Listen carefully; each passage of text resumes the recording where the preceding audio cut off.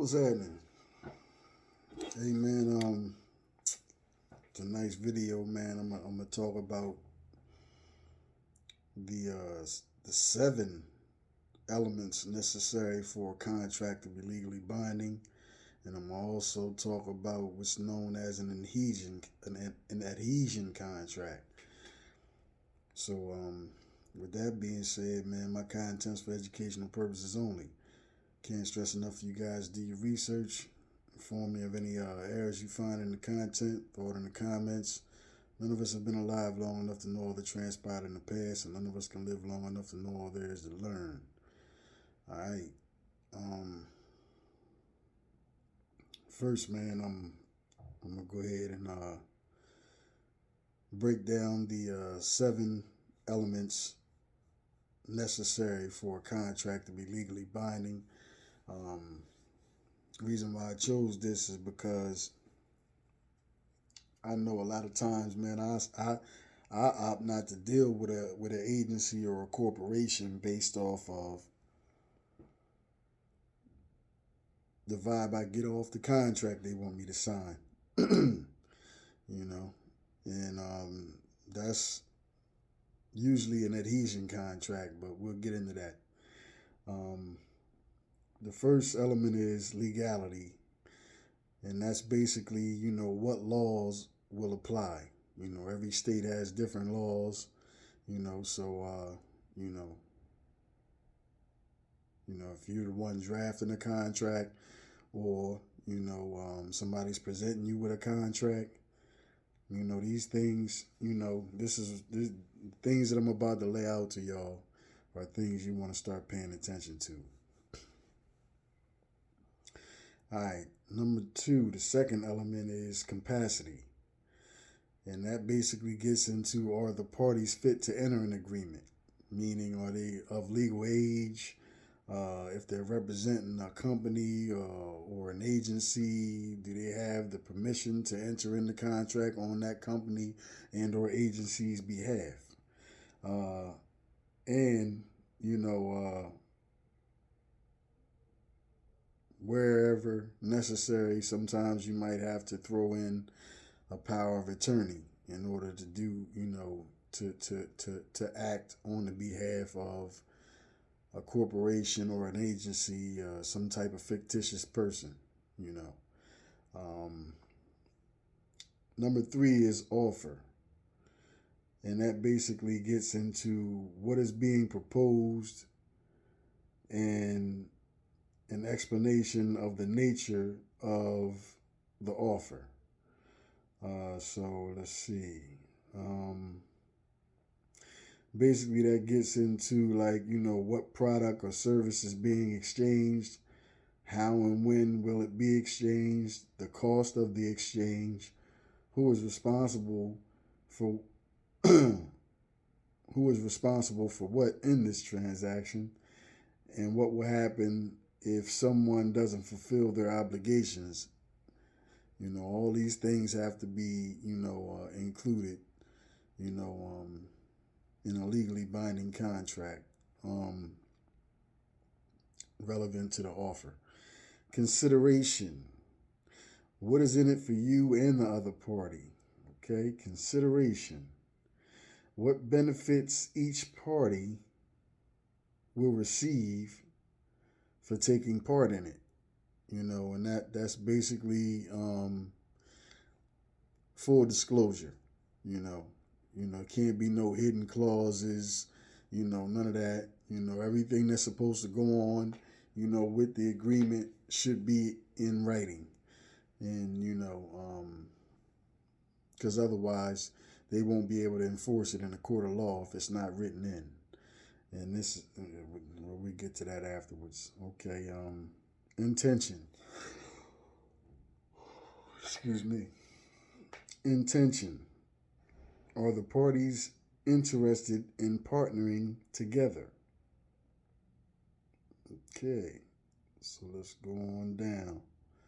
Um,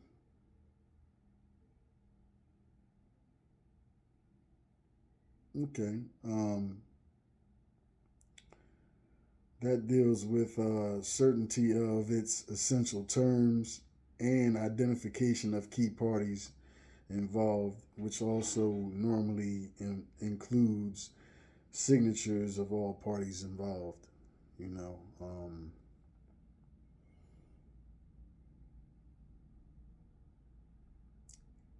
then the next is certainty. Is the contract clear? No, in consideration. Hold on, let me see.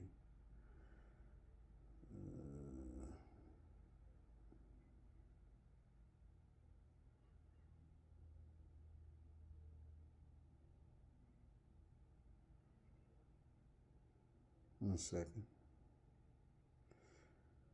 Okay, intention. Intention gets into, yeah, certainty of its essential terms, and identification. Okay, yeah. Okay, next is certainty. Is the contract clear? All right, so bam. So I made some errors in writing my notes. 1 second.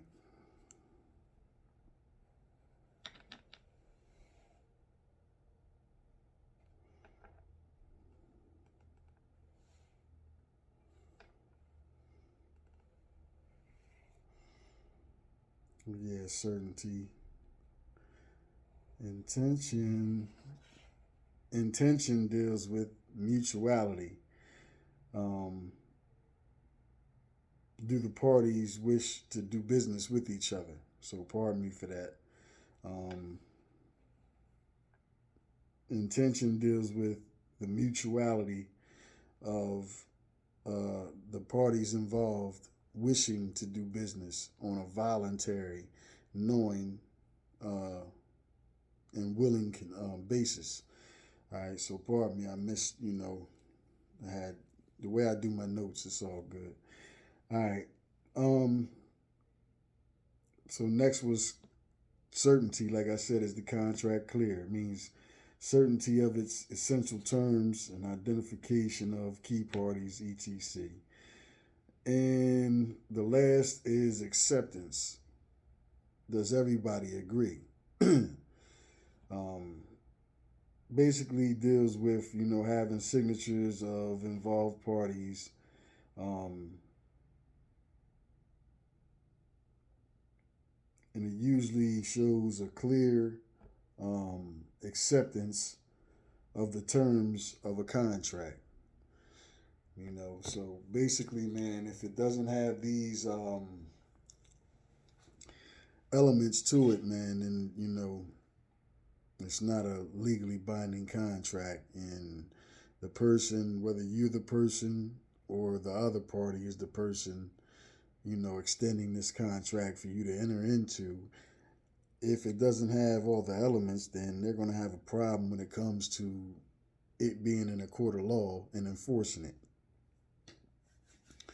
All right, so the next thing is, and then let me run through the 7 elements one more time before I move on. So the first is legality. What laws will apply? Number 2 is capacity. Are the parties fit to enter into an agreement? Third element is offer. What is being proposed, and basically what's being proposed. Number 4 is consideration.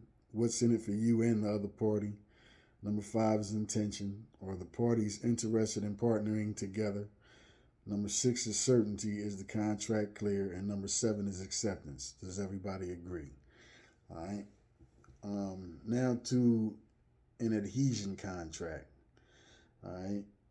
Otherwise known as an invisible contract.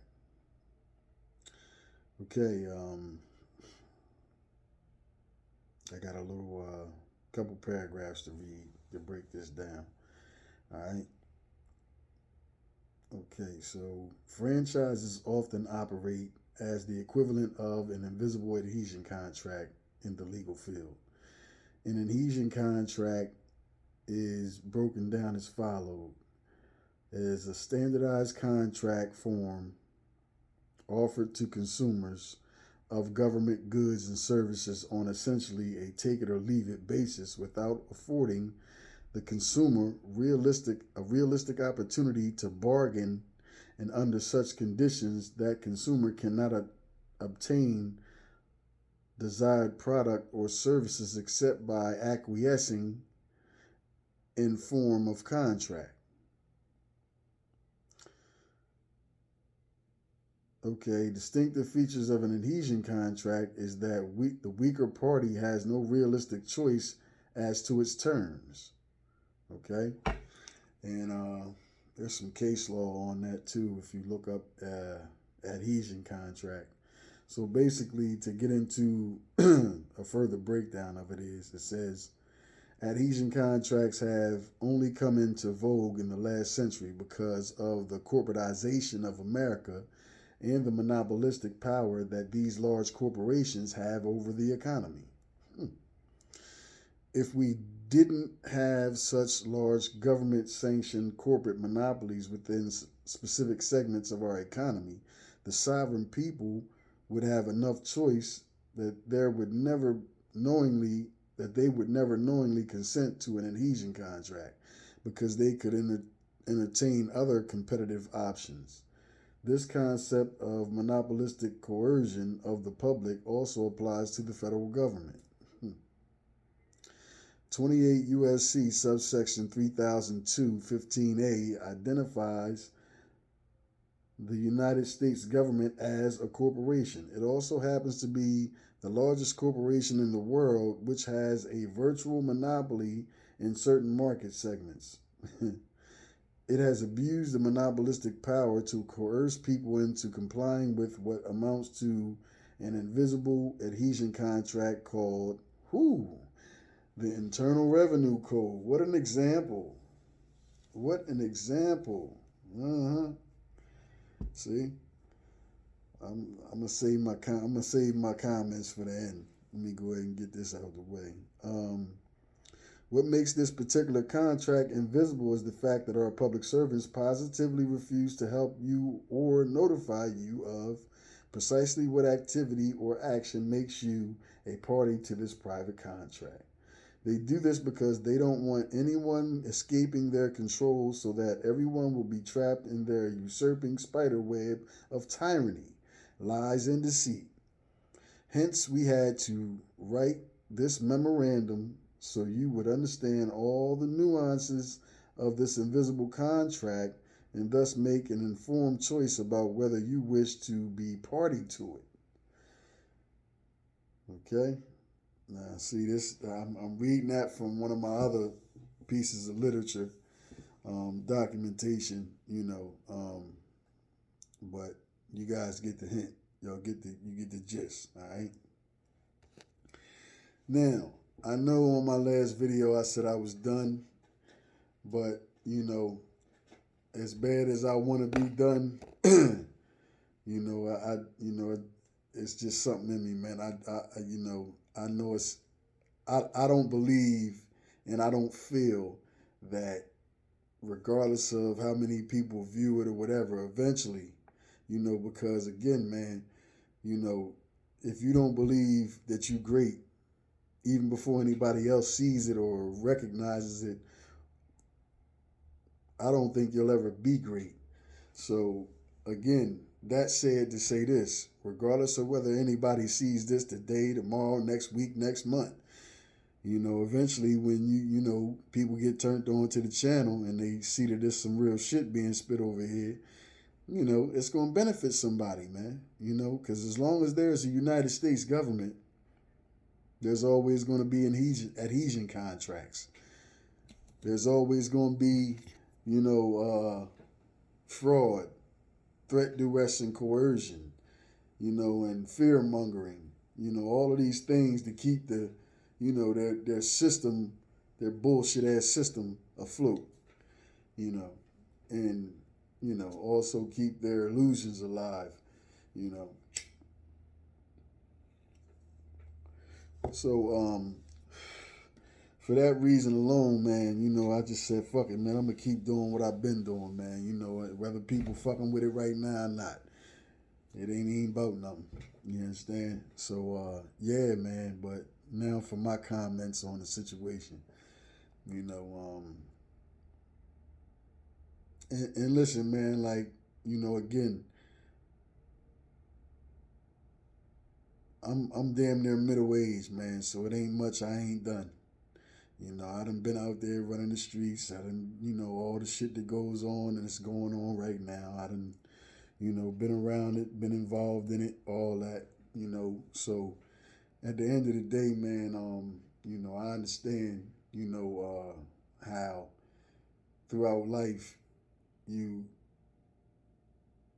you visit different states of mind and mentalities, But at the end of the day, man, like, when it comes to attacking, not physically, but intellectually, when it comes to attacking this, this thing. When it comes to attacking this, what is that? What's the word I want to use? This,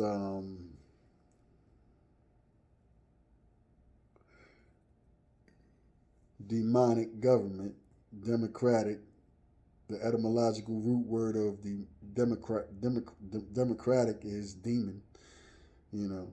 So demo, it's you see where I'm going with it. But I know when I came up, it was under the Republic, man. And again, History 101.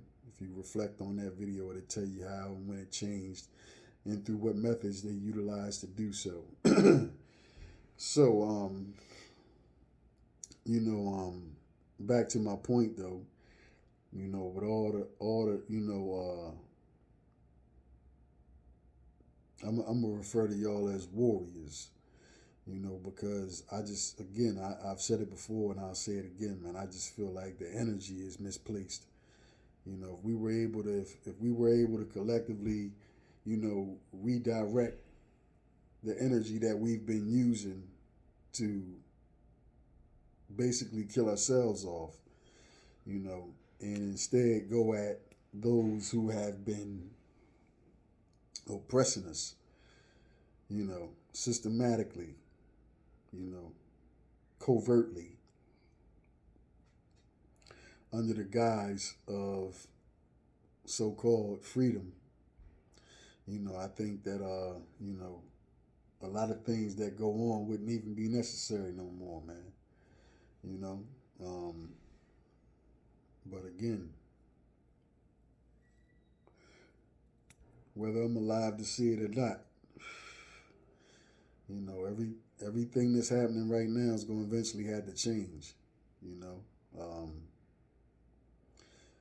how it changes for you is going to be based on what you do, and this is why I do what I do. Because if you follow, if anybody that is following on the last video, um, it's a reason you'll see the reasoning why I broke down the 7 elements of a legally binding contract as opposed to an adhesion contract. It's it's almost like rap lyrics, man. Some people's rap lyrics, they there's no depth to them. You can hear it one time and understand everything that's being said, and then on other individuals, their rap lyrics, you got to really dive into them, dissect them. You gotta ingest them. Let it marinate for a minute, ponder on it. And in order to get the deeper understanding of what's actually being said. And this is one of the main reasons why I like, before I stopped really dealing with rap like that, that's why I was fucking with Hove, like real heavy, because, he say a lot, man, but if you can't digest and dissect what's actually being said, you'll miss it, you know. Anyway, man, it's 1940. Okay, so I ain't gonna go past 20 minutes on this, John, man. I just wanted to put that out to y'all. Hopefully, somebody's able to derive some benefit from this video, man. And I'll be back at y'all with another one shortly, man. Y'all be easy.